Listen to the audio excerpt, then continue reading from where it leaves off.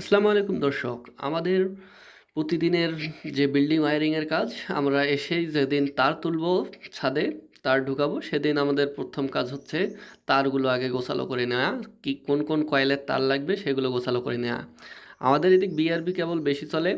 BRB কেবলে packet দেয়া থাকে না, এগুলা পলিথিন দিয়ে পেঁচানো থাকে। এখান থেকে খুললে আবার কয়েলের তার বের করলে কয়েলটি খুলে যেতে পারে, ভেঙে যেতে পারে। সেজন্য আমরা এই সিস্টেমে বাঁধাই করে নিয়ে তারটা বের করি।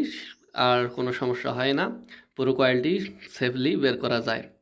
সেজন্য আমরা এই সিস্টেম ব্যবহার করি। আপনারা কোন সিস্টেমে ব্যবহার করেন আমাদের বলবেন। এবং বিআরবি বাদে যেমন আরআর কেবল, তারপর ইরেকশন কেবল, সুপার শাইন, এগুলো তো প্যাকেটেই থাকে। প্যাকেট থেকে তার বের করাই থাকে, সুন্দর করে কয়েলগুলো বের করা হয়। আর এগুলোর ক্ষেত্রে আমরা এই পদ্ধতি ব্যবহার করি। আপনারা কোন পদ্ধতি ব্যবহার করেন অবশ্যই কমেন্ট করে জানাবেন।